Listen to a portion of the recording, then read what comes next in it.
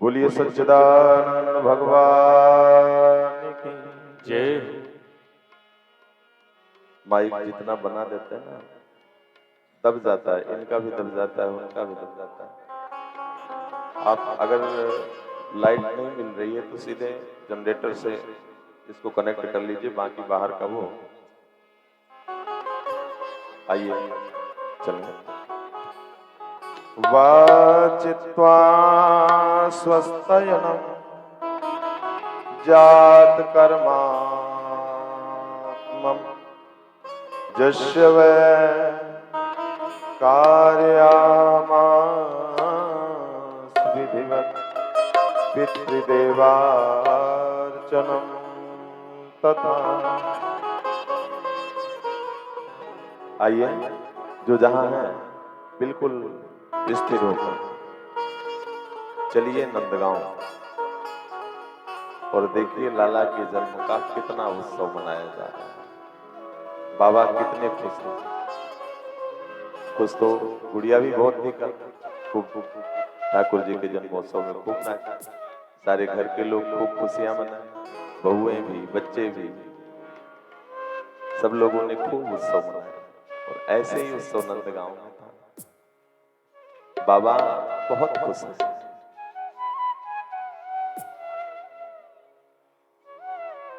बाबा सैकड़ों पंडित, जितने क्षेत्र में पंडित थे सबको बुलाए और ब्रह्मा जी स्वयं आए। उस समय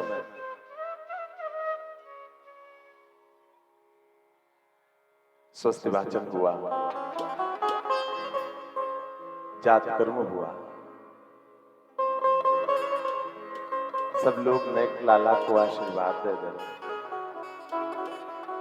अब दुनिया सज धज के आ रही है नंद बाबा के घर पे। सब सुंदर सुंदर पीले पीले कपड़े पहन पहन करके सब आ रहे हैं। बहनें माताएं सब सज रही हैं। गोप्यः शमिष्टमणिकुण्डलनिष्ककण्ठ चित्ताम्बराः पतिशिखाच्युतमाल्यवर्षा नन्दालयं सवलया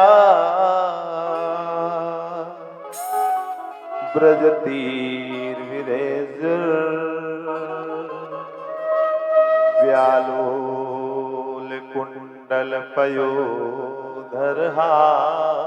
शोभा। जितनी गोपियां हैं सबने श्रृंगार किया और सब 84 गज के लहंगा फरिया पहन करके, लहंगा पहनकर फरिया ओढ़कर 16 श्रृंगार से सुसज्जित होकर के नंद बाबा के घर लाला को जन्मोत्सव मनाने के लिए पहुंचे। ये है परमात्मा के लिए हृदय का आह्लादित होना। अरे भले ही बाबूजी यज्ञ करा रहे हैं, पर ये यज्ञ तो समस्त परिवार के कल्याण के निमित्त है। ये यज्ञ तो इस धरा के कल्याण के निमित्त भाग्यवान है। ये धरा भी कितनी पुण्यवान है जिस धरा में भगवान का जन्मोत्सव मनाया जा रहा है। देवता लालायित हो रहे हैं कि हम भी इसमें शामिल हो जाएं।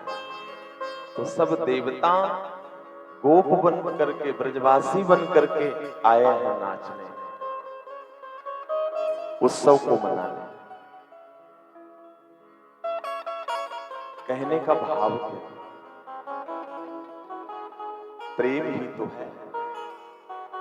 अगर प्रेम है अगर प्रेम है तो भगवान आंखों के सामने है। अगर प्रेम है तो भगवान आंखों के सामने है।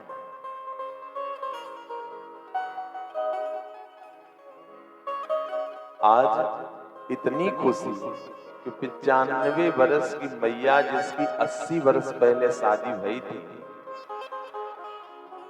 वो 80 वर्ष पहले का जो शादी का जोड़ा था ना, वो मैया ने जोड़ा निकाला। अब खुशी इतनी है ना कि कहती है मैया की जब ये बहनें ये बहुएं श्रृंगार कर रही हैं तो मैं क्यों न श्रृंगार करूं अपने लाला के लिए। तो होठन पर लगने वाली चीज आंखन पे लग गई और आंखन पे लगने वाली चीज होठन पे लग गई। होठों की लाली आंखन पे लग गई और आंखन का काजल होठन पे लग गया। प्रेम जब अपने भाव में परिपूर्ण होता है, प्रेम जब अपनी अवस्था में परिपूर्ण होता है, तो वो दुनिया की जो वस्तुएं हैं, जो दुनिया का भाव है, वो प्रेम की ज्वाला में तत्क्षण जल करके भस्म हो जाया करता है।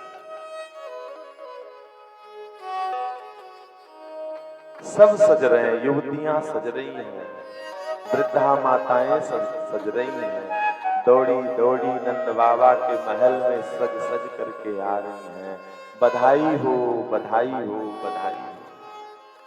जितने ब्रजवासी हैं ना, पीतांबरी पहनी, बगलबंदी पहनी, सिर पर पगड़ी बांधी, घोटों तक काजल लगायो, सबरन ने माथे पर चंदन लगायो, सज धज करके हाथन पे लाठियां ले लेकर के नंद बाबा के घर पर खड़े हो गए। बधाई हो बाबा, बधाई हो, लाला के भय की, लाला के जन्म की बधाई हो। माँ यशोदा को बधाइयां दे रहे हैं, इतना उत्सव। आज ब्रजराज जू, आज ब्रजराज जू को लाला के जन्म भयो। आज ब्रजराज जू के लाला को जन्म भयो। छायो उर्मोद अति सुखदाई है। नाचे सुर किन्नरी और अप्सरा और चाह भरी।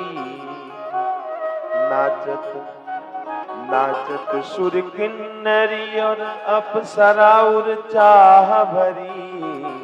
बाजत मृदंग झांझ ढोल और सहनाई है। बाजत मृदंग और ढोल सहनाई है। आज ब्रजराज जू को लाला को जन्म भयो। आज ब्रजराज जू को लाला को जन्म भयो। आज ब्रजराज जू के लाला को जन्म भयो। आज ब्रजराज जू को लाला को जन्म भयो। बाल कृष्ण लाल को, बाल कृष्ण लाल को दर्शन को पाएगा। कृष्ण लाल को दर्शन को पाएगा। गीत शुभदाई दिव्य अमित लुटाई है। गीत शुभदाई दिव्य अमित लुटाई। देखो सखी आली नैन की जय निहाल सखी। देखो सखी आली नैन की जय निहाल सखी। नंद जू के द्वार आज बाजत बधाई है। नंद जू के द्वार आज बाजत बधाई है।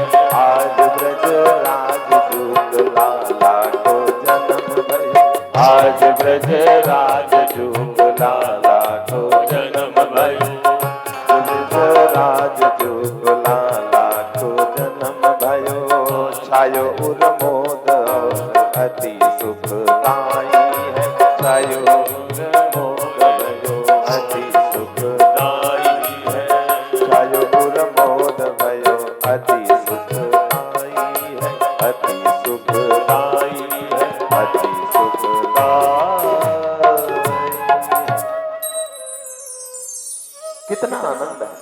कवियों ने कैसा कैसा भाव दिया।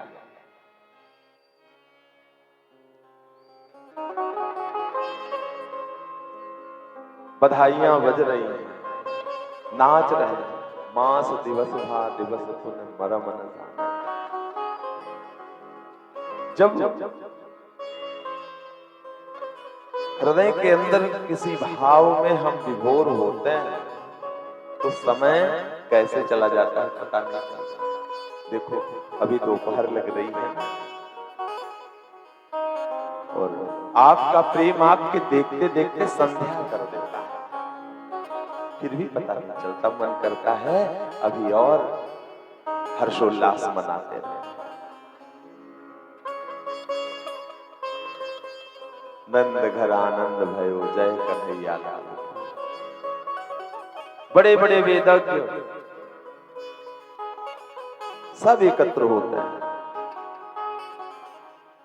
नंद बाबा बड़े धूमधाम से लाला को जन्मोत्सव मना रहे हैं।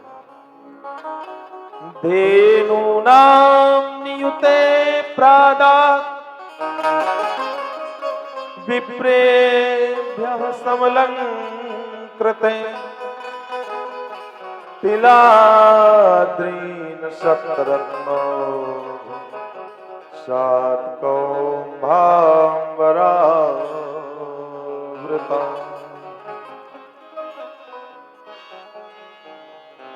पता है कितना लुटाया है बाबा? 2 लाख गायें लाला के भय पे लुटाई और सबरी गायन के सींग में स्वर्ण मंडित करके, स्वर्ण जड़ा करके। इतनी खुशी। हमारे जेब से तो जब हाथ डालते हैं तो लगता है कि कहीं 1 रुपए निकले, 2 रुपए न निकले। ये खुशी।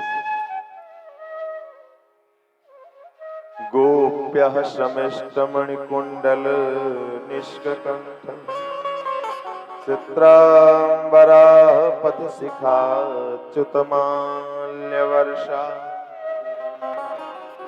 नन्दालयं सबलया व्रजतीर्वरेश व्यालोल कुण्डल पयोधरहारशो। अरे नंदरानी के लाला भयो, आज नहीं सजेंगे तो कब सजेंगे? आज नहीं लुटाएंगे तो कब लुटाएंगे? बाबा के महल में किसी चौक में तो बर्तन लुट रहे हैं, किसी चौक में कपड़े लुट रहे हैं, किसी चौक में सोना लुट रहा है, किसी चौक में हीरा लुट रहा है, किसी चौक से जवाहरात लुट रहे हैं। जो कपड़े पाता है आगे बढ़ता है। अरे भैया, बर्तन हाथ में देखता है, कहाँ इस चौक में लुट रहे हो, कपड़े फेंक देता है, दूसरे को दे देता है। बर्तन जहां बर्तन लुट रहे हैं उस चौक पे पहुंचता है। आगे जब देखते हैं, अरे भैया तू इतना द्रव्य लिया है, कहाँ मिला?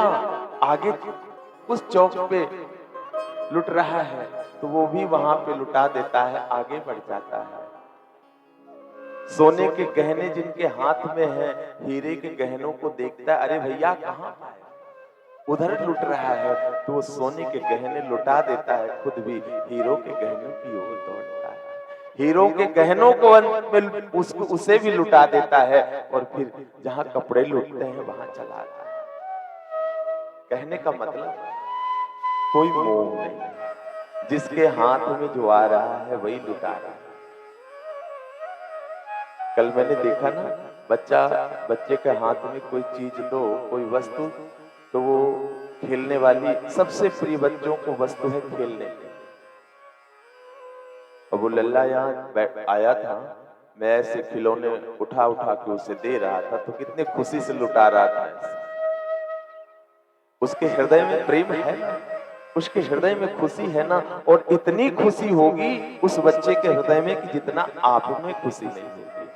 आप तो जो पा रहे थे उसको छिपा रहे थे आप, कि दूसरा ना देखे, महाराज जी की नजर ना पड़े और लूट लूं और मांग लूं। पर देखो ना, उस नन्हे से बच्चे को वो हमारे हाथ से खिलौने लेता और ऐसे लुटा देता।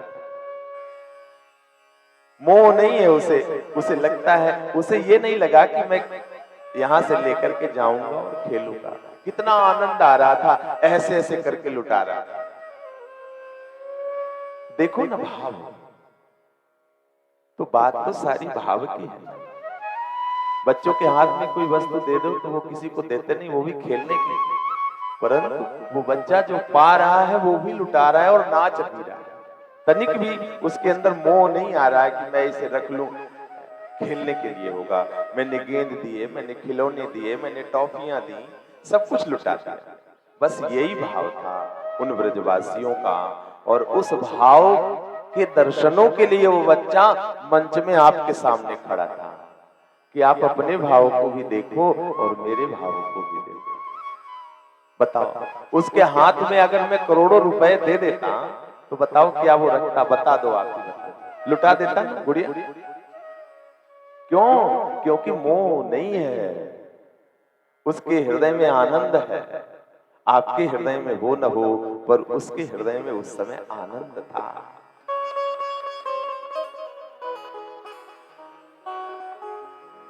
आनंद था, खूब नंद उत्सव मनाया जा रहा है। आज माँ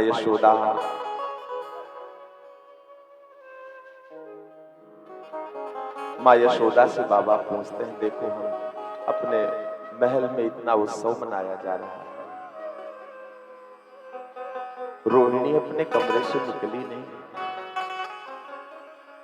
रोहिणी च महाभागा नंद गोपाभिनंदिता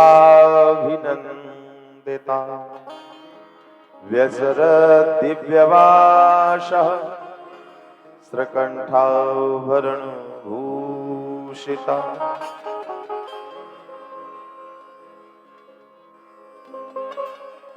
रोहिणी क्यों नहीं निकली? क्योंकि उनके पति जेल में है। परंतु जब माँ यशोदा संदेशा देती है, माता रोहिणी को बुलाने जाती है, तो माता रोहिणी के भी मन में आ गया कि कोई बात नहीं, ये जन्मोत्सव तो परम ब्रह्म का है, ये जन्मोत्सव तो हमारे प्रियतम का है, क्यों न हम इसे मनाएं। माता रोहिणी भी आती है, गोविंद को हाथ में लेती हैं और लेकर के नृत्य करती हैं, सारे दुख भूल जाते हैं। कहने का भाव क्या? संसार का दुख इस सुख के आगे टिकता नहीं है। कितना भी बड़ा दुख हो, पर भगवान के दरबार में जो प्राणी आया और अपने दुख का स्मरण कर रहा है, तो वो जरूर कहीं न कहीं से अभागे है, उसके दुर्भाग्य है।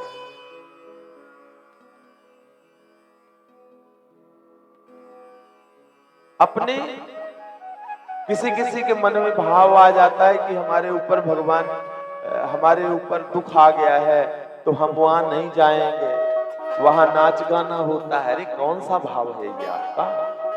हो सकता है इसी भाव के कारण ये दुख आया हो, क्योंकि ये स्थान तो दुखों का दमन करने का है। दुनिया के संताप से पीड़ित प्राणी, दुनिया के ताप से पीड़ित प्राणी अगर भगवान के दरबार में आकर के खुश नहीं हुए तो कभी खुश नहीं हो सकते। हाँ, निलाप, जीवन मरण, यही तो संसार का चक्र है। कौन है ऐसा जिसकी हानि नहीं हुई? कौन है ऐसा जिसका अपनों से विछोभ नहीं हुआ? कौन है ऐसा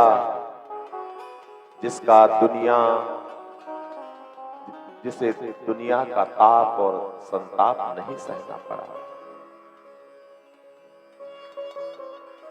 इतना लुटाया नंद बाबा ने। नंद कछु इतनो जो दियो, घन श्याम कुबेरों की मति बोरी। देखत मुँह ही लुटाए दियो, न बची बचिया छछिया न पिछोरी। न बची बचिया छछिया पिछोरी।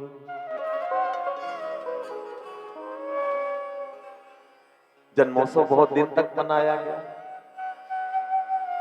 नियम था वहां। कंस जो मथुरा का राजा है ना, सबको अपने अधीन कर रखा है, सबसे टैक्स लेता है। और बाबा के घर में बाबा लाला का जन्मोत्सव मनाते मनाते भूल गए थे। आज याद आई तो कंस के यहाँ कर देने पहुंचे। कंस को कर चुका है और सोचे कि चलो आए हैं तो वसुदेव जी से मिल लेते हैं। हर प्राणी है किसी के सुख दुख में शामिल होता है।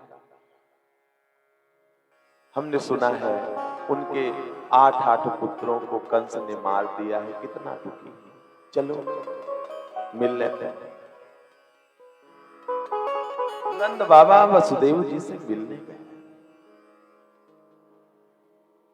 बहुत दुखी है, क्योंकि जिस पिता जिस मां के आंखों के सामने पुत्र की मृत्यु हो जाए, कितने दुख की बात होती है, कितने दुख की बात होती है। वसुदेव जी दुखी। नंद बाबा कहते हैं भैया मन छोटा न करना।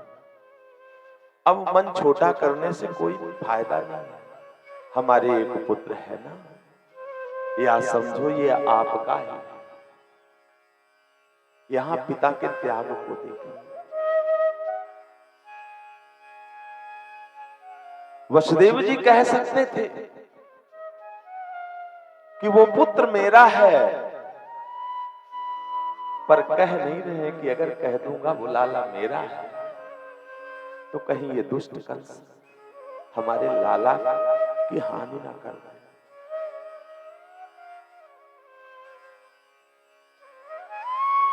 नंद बाबा ने कहा जो हमारे घर पुत्र है, या समझो ये आपका ही है। परंतु वसुदेव जी नहीं कह रहे। हाँ हाँ मानता हूं। यहां पिता के त्याग का प्रदर्शन है। अपनी संतान के लिए, अपने पुत्र के सुख के लिए, अपने पुत्री के सुख के लिए पिता जो त्याग करता है। मां की बातें तो बहुत सुख, पर पिता का त्याग अद्वितीय है। जिस दिन से बेटा हो गया, जिस दिन से बेटी आ गई, एक पिता ने तो अपना साजो श्रृंगार भी बिगाड़ दिया। फटी सी धोती, फटा सा कुर्ता, पांव में टूटा फूटा टूटी फूटी पादुका, सिर्फ इसलिए कि मेरा लाला जिस समाज में है अपने को छोटा न समझता है। मेरी बेटी जहां रहे अपने को हीन न समझ पाए। वो दर्शाता नहीं, वो दर्शाता नहीं। परंतु जो त्याग पिता अपने पुत्र के लिए करता है, जो त्याग पिता अपनी संतान के लिए जीवन में देता है, अगर पिता के त्याग की बात करें तो वो अकथनीय है।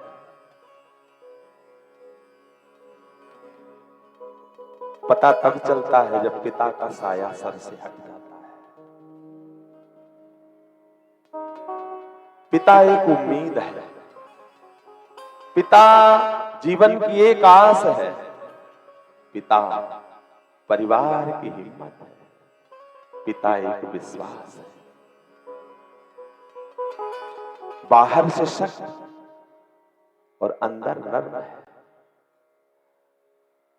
पिता से संघर्ष की, पिता संघर्ष की आंधी में एक अमिट दीवार है।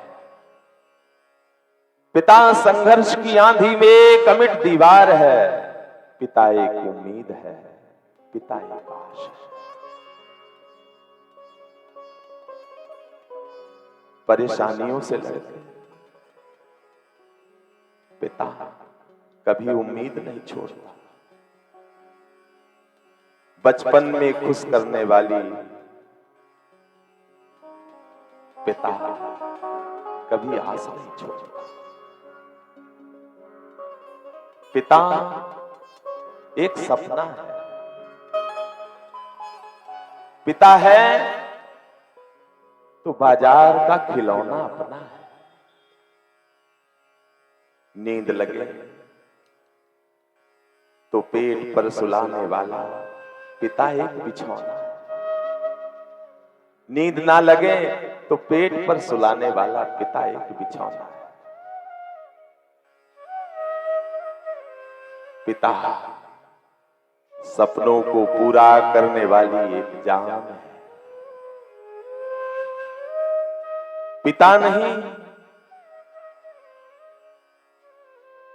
तो जीवन में सब कुछ अनजान है। एक पिता से ही एक मां और मेरी दोनों की पहचान है। पिता एक उम्मीद है। पिता बेचैनी में चैन की नींद है।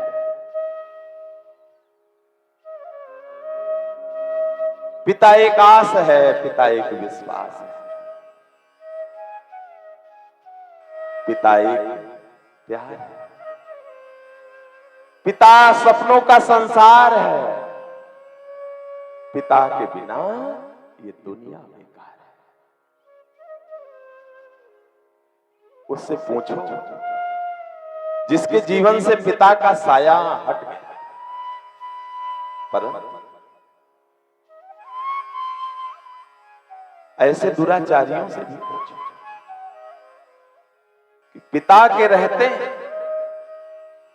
जो एक पिता के त्याग को न समझ करके पिता को आंखों के सामने खुद को नर्क बना लिए, पिता के आंखों के सामने घर को नर्क बना दिया।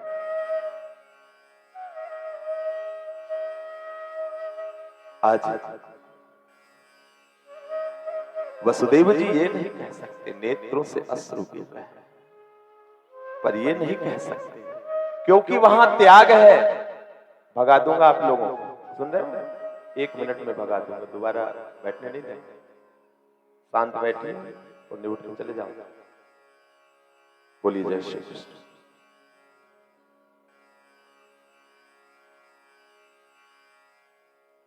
त्याग कितना है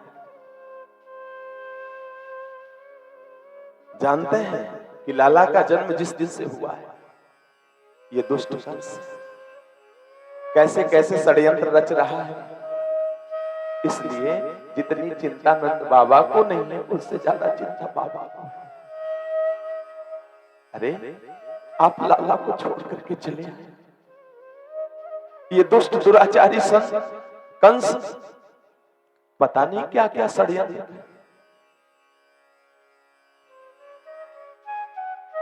आप लाला को अकेले छोड़ के चले आए। हाँ हाँ, अरे इसको कर्जो देना था ना भैया, चले आए। पर आप ठीक कह रहे हो, जा रहा। आप ठीक कह रहे हो, जा रहा। तुरंत नंद बाबा चल दिए वहां से। तुरंत नंद बाबा चल दिए वहां से। इधर कंस जो है, जब से वो आकाशवाणी हुई थी ना, उस आकाशवाणी की बात को जिस दिन से सुना था कि तुम्हें मारने वाला ब्रजमंडल में पैदा हो चुका है, कंस को नींद नहीं आती। कंस आपातकालीन सभा बुलाता है, भैया क्या किया जाए, हमारा शत्रु मिले कैसे, क्या करें, जो मुझे मारने वाला शत्रु है वो किसके घर होगा। सभा बुलाता है। भाई कंस के सैनिक कहते कहां कहां ढूंढेंगे कृष्ण को, 84 कोस का ब्रजमंडल है। ये निश्चय हुआ कि 1 महीने के अंदर जितने बच्चे हुए हैं उन सबरन बच्चों को मार देंगे, पर पाएंगे कैसे, कैसे पता चलेगी कि यही कृष्ण है। उसी बीच में उस सभा में पूतना भी बैठी। पूतना कहती आप चिंता मत करो, मैं जाऊंगी और कृष्ण को मार करके चली आऊंगी। दोनों वस्त्रों में कालकूट जहर लगा करके जाऊंगी, पिला करके चली आऊंगी। कहते वाह वाह इतना सरल है। अरे काला काला तेरा चेहरा, 5-5 इंच के तेरे बड़े बड़े दांत, विकराल तेरा शरीर, तुझे देख करके कोई घर में अंदर घुसने देगा? पूतना कहती है वो उसकी चिंता मत करो, मैं उसकी व्यवस्था कर लूंगी। कैसे? बढ़िया सी साड़ी पहन लो, ब्यूटी पार्लर चली जाओ, अच्छा सा मेकअप करा लो, घूंघट लगा लो। सोचेंगे कोई होएगी पंडितानी तो हमारा भी सत्कार करेंगे। वैसे अपने सनातन धर्म में इतने वेद हैं, इतने पुराण हैं, इतने उपनिषद हैं, कहीं भी घूंघट की प्रथा नहीं, कहीं नहीं वर्णन। मानव जीवन और मानव चरित्र से जुड़ा हुआ सबसे महत्वपूर्ण एक ग्रंथ है रामायण। रामायण में कहीं भी वर्णन नहीं है कि माता सीता ने कहीं पर घूंघट किया। ये मर्यादा है। पल्लू सर पर पल्लू होना चाहिए, ये मर्यादा है। घूंघट बहुत ज्यादा निकला और मर्यादा आपके अंदर नहीं है तो उस घूंघट का क्या फायदा? इतना घूंघट निकाल के अंदर से ससुर जी को दे, घूंघट हाथ में पकड़े हुए हैं वहां, ये संस्कार भैया, ये कौन सा संस्कार है? किसने पढ़ाया है? यहाँ तो ऐसे ही होता। बता रहे थे कल, हम तो जानते नहीं, पर बता रहे महाराज जी यहाँ ऐसे घूंघट पकड़ लेती हैं।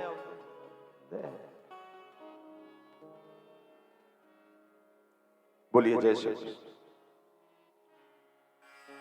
तो ये पल्लू मर्यादा है, और जिसके जीवन में ये पल्लू, ये मर्यादा नहीं है तो वो घूंघट मर्यादा नहीं है। जिसके जीवन में संस्कार नहीं है तो वो घूंघट संस्कार नहीं देता है, सिखाता है। खूब मेकअप करके पूतना पहुंची। अब तो नंद बाबा के यहाँ लाखों का आना और लाखों का जाना। आपके घर पे शाम तक हजारों लोगों की भीड़ हो जाती है। क्या सबको आप पहचानते हैं? क्या सबका आपके अंदर हिसाब किताब है? कौन आया है, कौन गया है? आपका ध्यान, बाबूजी का ध्यान तो लाला की तरफ रहता है। पता भी नहीं चलती कौन आ रहा है, कौन जा रहा है। जो आ रहा है उसका भी स्वागत, जो जा रहा है उसका भी स्वागत। तो मंगल कार्य में जाने कितने आते हैं और कितने जाते हैं। पूतना गई, मैया यशोदा सोची कि होएगी किसी अच्छे घर की पंडितानी सी लग रही है। चल रहा था, नंद घर आनंद भयो जय कन्हैया लाल। सबने पूतना को देखा, कौन आई, बड़ा सुंदर श्रृंगार है, या ये कौन देवी है? एक तो ऐसे ही बोल दी, तो ना जाने मैया यशोदा के बचपन की सहेली आएगी, सो यहाँ को रास्ता दे दे वो। और सब रास्ता दे दिए, पहुंच गई महल। मैया यशोदा लाला के पालना के बगल में खड़ी है। नंद बाबा अभी मथुरा से लौटे नहीं है, रास्ते में है, और पूतना पहुंच चुकी है। मैया यशोदा देखते ही बोलने लगी, आओ आओ बहन, आ जाओ आ जाओ। सोची कि किसी बड़े घर की होएगी, पंडितानी कोई होएगी। घर में हर कोई अपने घर में स्वागत कर देता, आओ भैया बैठो, जानते हैं तो भी, नहीं जानते तो भी। अब उसके अंदर तो कलुषता है, उसके हृदय के अंदर तो कलुषता है। हाँ हाँ, दुनिया आपके लाला के जन्म की खुशी में नाच रही थी, मैं पहुंच नहीं पाई, थोड़ी देरी है गई मैया। मैं सोची जाऊं मैया को बधाई दे आऊं, लाला को देख आऊं। मैया ने कही, हाँ हाँ, मेरा लाला थोड़ी ना है, तुम्हारा भी है लाला। तो पूतना जो है भगवान के पालने के पास खड़ी है। मैया यशोदा ने कहा कि बहना, तू लाला को खूब आशीर्वाद देवो, मेरा लाला चिरंजीवी होवे, मेरा लाला दीर्घायु होवे, मेरा लाला स्वस्थ रहे। हाँ हाँ जाओ मैया, मैं तो इसको इतना आशीर्वाद दूंगी, मैं थोड़ा अतिथि सत्कार करके आती हूँ। ऐसा माँ यशोदा ने कहा। पूतना ने कहा, जाओ, मैं तो इसको खूब आशीर्वाद दूंगी अभी। सुखदेव जी कहते हैं, पूतना का घूंघट लगा था। कन्हैया के पालने के पास आकर के जैसे ही घूंघट को उठाती है, मेरे गोविंद ने आंखें बंद कर ली। परीक्षित जी प्रश्न करते हैं, गुरुदेव ऐसा क्यों हुआ? प्रभु आंखें क्यों बंद कर रहे हैं? सुखदेव जी कहते हैं, राजा आंखें बंद इसलिए कि भगवान के मन में ग्लानि हो रही है कि 24 अवतारों में 2 ही अवतार श्रेष्ठ है हमारे, राम अवतार और कृष्ण अवतार। और दोनों अवतारों में मुझे सबसे पहले स्त्री के ऊपर ही हाथ उठाना पड़ा। राम जी पहले किसको मारे? ताड़का। और भगवान श्री कृष्ण ने सबसे पहले किसको मारा? पूतना। राम राम राम, स्त्री के ऊपर ही हाथ उठाना पड़ रहा, इसलिए भगवान के मन में ग्लानि हो रही। अच्छा, यहां संतों ने भी बहुत भाव दिया, शायद भगवान ने आंख इसलिए बंद की, ये राक्षसी है और आई वो कार्य करने हैं जो कार्य मां यशोदा करती है। दूध तो मां ही पिलाती है और दूध ये भी पिलाएगी, तो इसे कौन सी गति दूं? दूसरा भाव देते हैं संत कि परमात्मा की आंखों में एक आंख में सूर्य और एक आंख में चंद्रमा का निवास है। भगवान ने आंख इसलिए बंद करी, भगवान की आंखें इसलिए बंद हुई कि एक आंख में चंद्रमा और एक आंख में सूर्य है। कहते हैं, मैं ऐसी राक्षसनी को देखना नहीं चाहता जिनके जन्म पर सारी दुनिया नाच रही है, सारी दुनिया हर्षोल्लास मना रही है, और ये अभागनी उनको मारने के लिए आ गई। चौथा भाव संत देते हैं कि भगवान ने आंख इसलिए बंद करी कि आया तो था बड़े खुशियों के साथ कि जाऊंगा ब्रजमंडल में, माखन मिश्री खाऊंगा, तो माखन मिश्री के तो अभी दर्शन भी ना हुए। पूतना मासी पहले आ गई, कालकूट जहर लगाकर। राम राम, सारा जो कुछ सोचा वो लगता है नहीं हो पाएगा।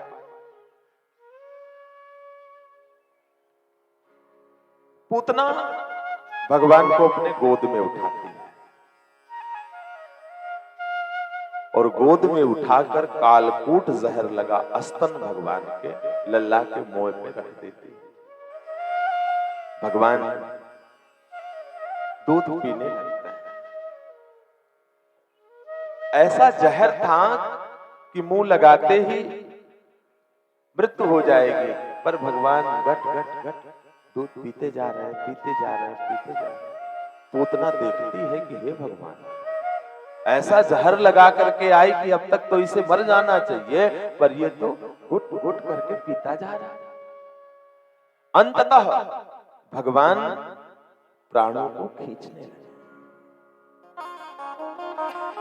सामुंच मुंचालमिति प्रभाषिणी निस्पीडयमानाखिल जीव मर्मणि विवृत नेत्रे चरणो भुजो मुहुः पस्मित्रगाता क्षिपतिरुरोधः प्रस्मित्रगात्रा क्षिपतिरुरोधः।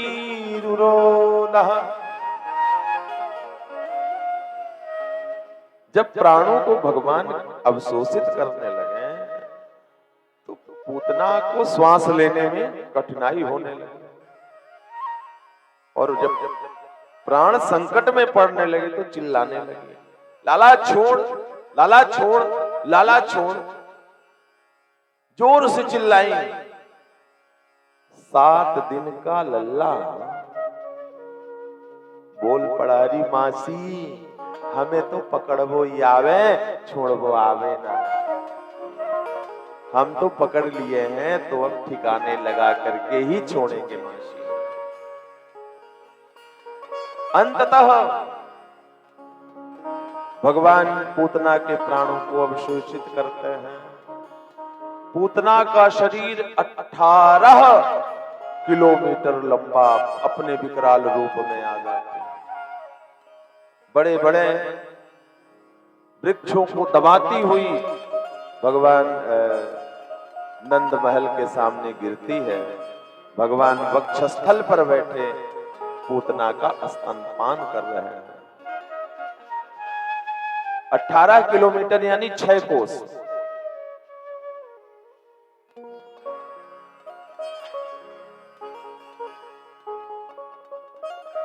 अब संतों ने भाव दिया, संतों ने भाव दिया 18 किलोमीटर कुछ लंबाई होती भी है। संतों ने भाव दिया, कुछ ब्राह्मणों ने भाव दिया कि पूतना की देह देवसर में ही गिरी है, इसलिए इसका नाम देवसर हुआ। भागवत जी में तो नहीं लिखा है, पर इसका नाम जो पड़ा तो पूतना का देह देव। ये बताए पंडित जी की महाराज जी पता है? हमने कहा मुझको तो ना पता। बोले पूतना की देह देवसर में गिरी इसलिए इसका नाम तब से देवसर पड़ा। ये ब्रजवासी बता रहा था। खैर ये पंडितों की बात है, हमारे भागवत जी में ऐसा लिखा नहीं। 18 किलोमीटर लंबा चौड़ा। कुछ लक्षण हमने देखा इसलिए हमें लगा कि देहगिरी होगी इस स्थान पर, इसीलिए देवसर नाम पड़ा है, क्योंकि थोड़ा सा लक्षण दिखाई भी दिया। तो मैं भी इसकी बातों पे विश्वास करूं, आप लोग विश्वास नहीं करना। बोलिए जय श्री कृष्ण।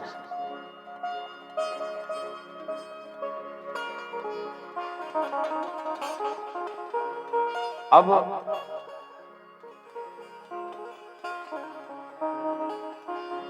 मां यशोदा को पता नहीं था ऐसी ऐसी घटना हो गई। जोर जोर की आवाज सुनकर के मां यशोदा निकलती हैं। मां यशोदा निकलती हैं। अरे सभी ब्रजगोपियां ब्रजवासी कहते, अरे मैया इस राक्षसी के हाथ में लाला को काहे को दियो? मां यशोदा ने कहा, मैं कहा जानू कि ये राक्षसी है, मैं तो सोची कि कोई अच्छे घर की पंडितानी हैगी। जल्दी से मां यशोदा ने लाला को उठाया।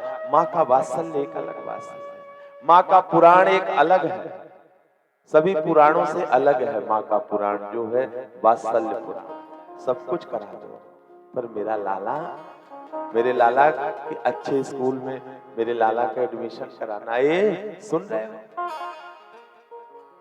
पिताजी की हैसियत उतनी नहीं है तो भी मां चाहती है मेरे लाला की अच्छे स्कूल में पढ़ाई कराना, मेरा लाला अच्छा बने पढ़कर, मेरी लाली अच्छा बने पढ़कर।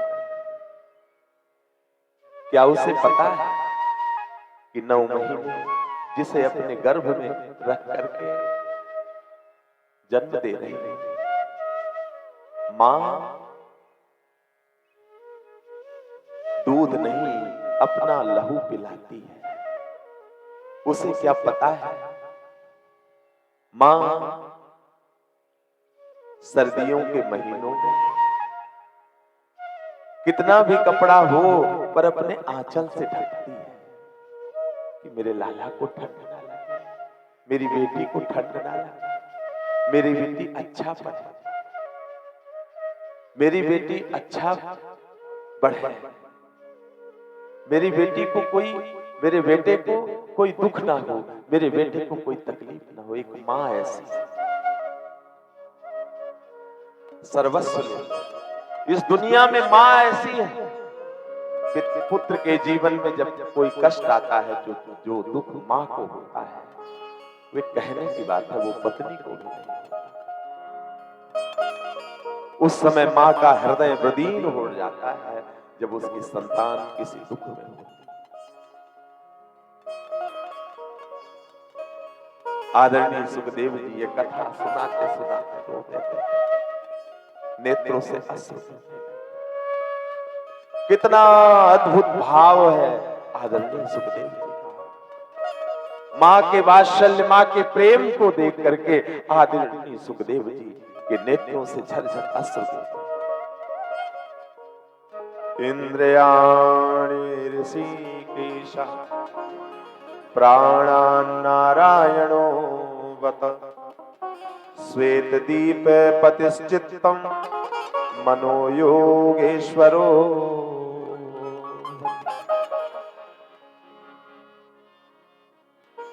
भगवान का नाम लेकर के ही भगवान को झाड़ा कर देते।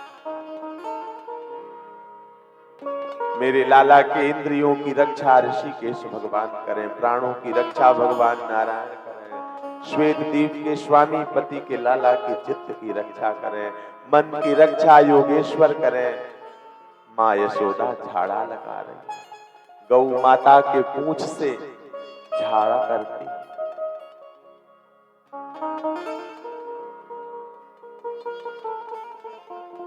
गौ माता के पूंछ से झाड़ा करती।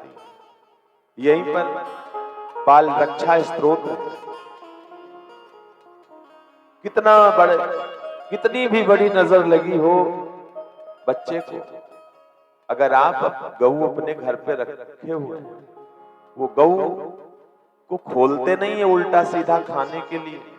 अगर आप गऊ को मान देते हैं तो गऊ माता के पूंछ से लाला को झाड़ा कर दो ना।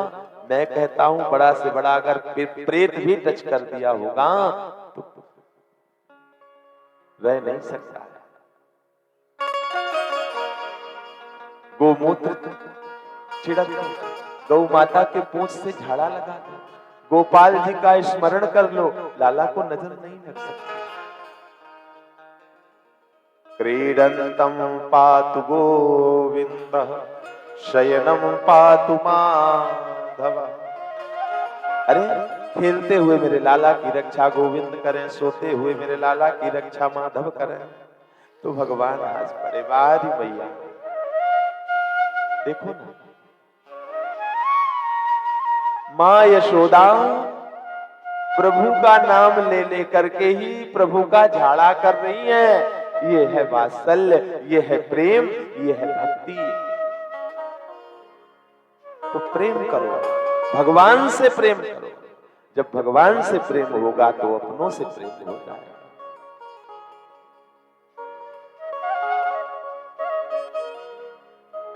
कहूं कहां लगी नाम बड़ाई, कहूं कहां लगी नाम बड़ाई,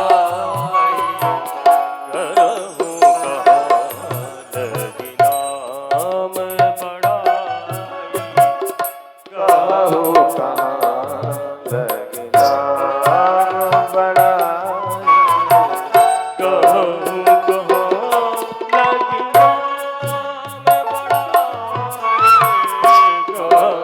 कहां लगी नाम बड़ाई।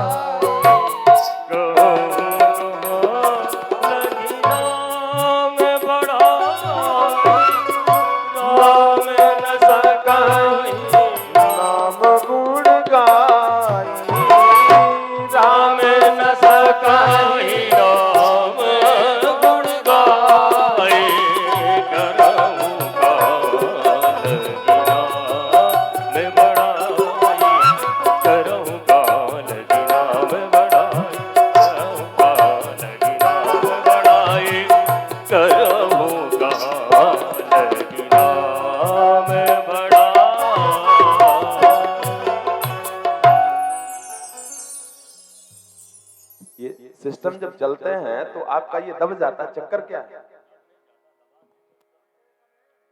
मैं ये देख रहा हूं कि आप हमारा बढ़ाते हो तो उसका नीचे कर देते हो, उसका बढ़ाते हो तो उसका नीचे कर देते हो, उसका, इसीलिए हम सब डिस्टर्ब हो जाते हैं। वोल्टेज नहीं है तो वोल्टेज लो, और इस तरह से मत तापो। बोलिए जय श्री कृष्ण। पूतना की, अंततः पूतना के शरीर को पकड़ करके ब्रजवासी यमुना जी के किनारे ले जाता है, चिता बनाते हैं, और जैसे ही चिता पर आग लगाते हैं ऐसी सुगंध निकली। महाराज परीक्षित ने यहां प्रश्न कर दिया कि गुरुवर, पूतना जैसी राक्षसनी के शरीर से तो दुर्गंध निकलनी चाहिए। पूतना लोक बालाग्नि राक्षसी रुधिराशना जिधांसयापि हरे स्तनम दत्वा तो सद्दितुम। अरे जिसका नाम बढ़िया नहीं है उसका काम बढ़िया नहीं हो सकता, तो निकलना तो दुर्गंध चाहिए, तो सुगंध क्यों निकली?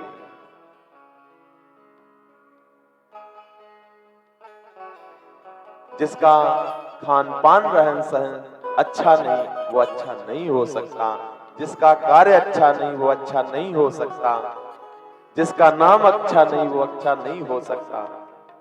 ऐसी पूतना को भी भगवान ने मात्र गति प्रदान कीजिए। जो गति मां यशोदा को वर्षों वर्षों बाद मिलती, वो गति भगवान ने पूतना को पहले प्रदान की। ये भगवान की भक्त वत्सलता है।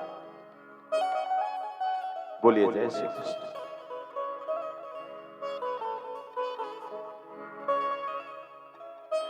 भगवान एक और प्रेमी है। जितने भी जन्म हुए हैं, भगवान के जितने अवतार हुए हैं, भोलेनाथ उन समस्त अवतारों में प्रभु को देखने के लिए दौड़े, कैलाश छोड़ करके दौड़े। भोले बाबा को पता चला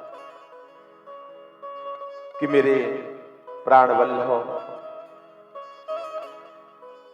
ब्रजमंडल में अवतरित होकर के लीला कर रहे हैं, या लीला करने के लिए भगवान ने अवतार लिया है। कैलाश छोड़ करके चल दिए प्रभु का दर्शन करने के लिए। कितने बड़े प्रेमी हैं भगवान भोलेनाथ, ऐसे प्रेमी हैं। वैसे कर्पूर गौरम करुणावतारम संसार सारम भुजगेंद्रहारम सदा वसंतम हृदयारविंदे भवं भवानी सहितं नमामि। कर्पूर गौरम। अच्छा बताइए, कर्पूर से भी कोई शुभ्र होता है? कोई वस्तु नहीं होती। तो कर्पूर की उपमा भगवान भोलेनाथ से करते हैं कि कर्पूर के समान गौरवर्ण है भूत भावन भोलेनाथ। और ऐसा कहा गया है, सच कहूं भोले बाबा से सुंदर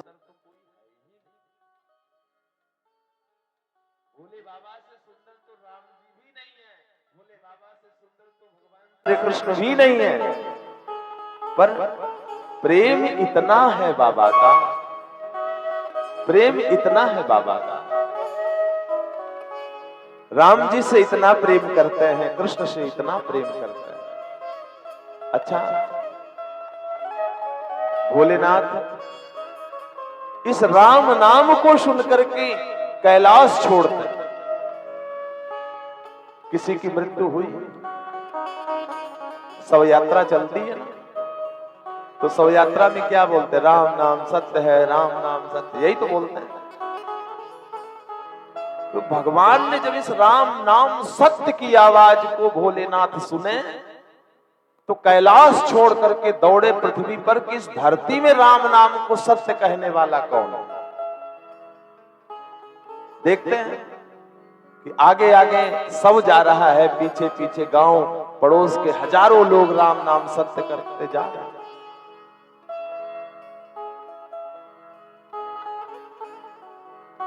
भोले बाबा भी पीछे पीछे चल दिए, क्योंकि सत्य तो वही है, बाकी सत्य नहीं। हम कहते हैं, सब लोग कह रहे हैं तो बोल दिए एक आध बार, बाकी फिर यही कहते घर वाले अगर न सुनने पाए तो आज ही मरना था इसको, अपनी कमी नहीं है, अरे मर गए हो गया ये तो। ऐसा लगता है जैसे हरिश्चंद्र ही बोल रहे हैं, अजर अमर इनको रहना है, इनसे कोई पाप ही नहीं है, इनकी मृत्यु ही होने वाली नहीं है। प्रसन्न ऐसे है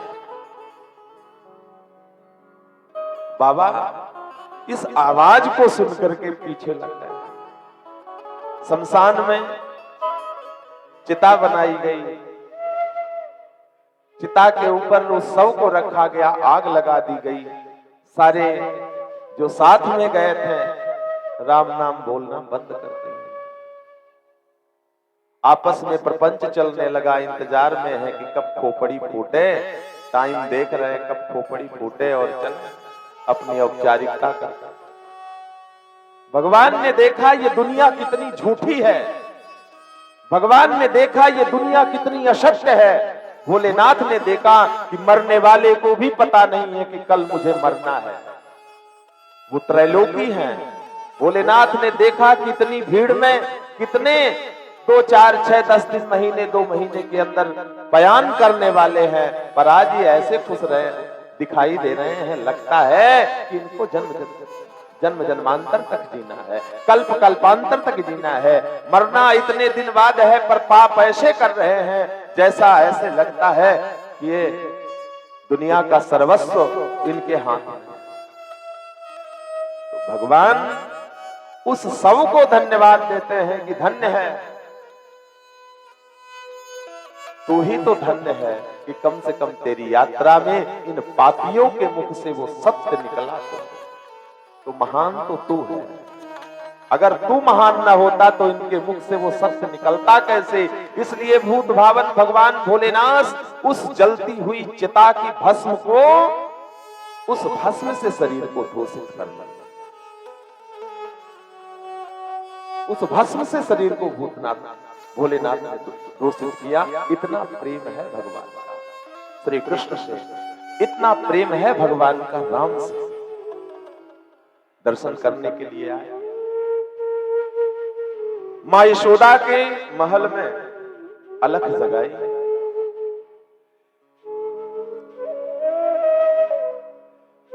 मैया अब बाबा कितने भी सुंदर हो, इतना भी छिपाव करें तो इतनी बड़ी बड़ी बिच्छू, जहरीले नाग, ये कहां चले जाएंगे,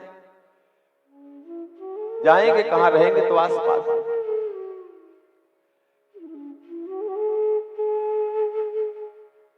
भगवान को दयालु समझ करके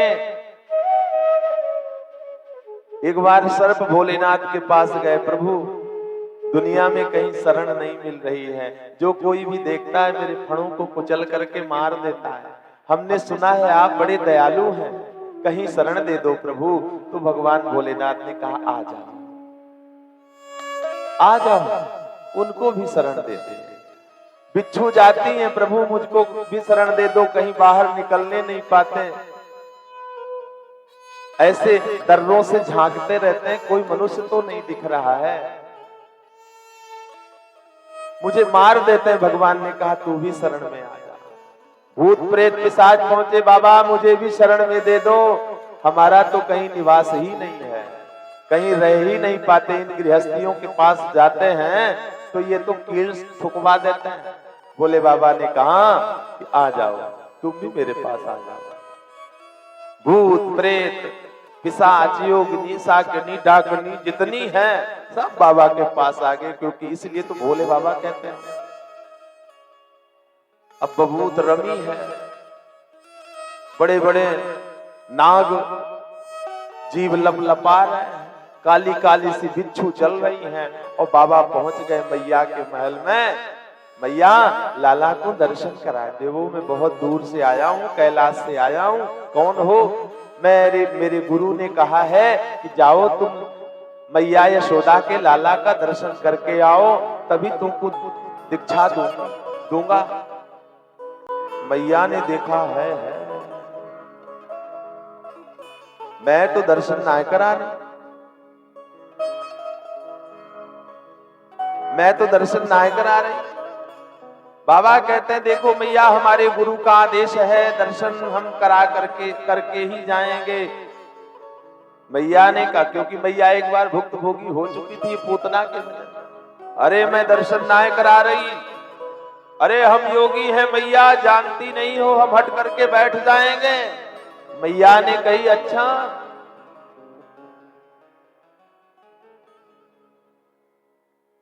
हम ऐसे इधर का दरवाजा बंद करेंगे कि कभी खोलेंगे ही नहीं, हम भी तो आपसे कम हट ही नहीं है। अच्छा, दो हट बड़े विचित्र, एक तो बच्चों का हट और दूसरा एक हट और है, नहीं बताऊंगा। दो हट बड़े विचित्र हैं, एक तो बच्चे हट कर लें तो फिर पूरा करना पड़ता है, और दूसरा हट और है, नहीं कहूंगा, नहीं तो ये वाली लाइन खाली रहेगी कल से। ये हट भी बड़े विचित्र हैं। तो मैया ने कही कि अभी नहीं जानते मेरे हट को।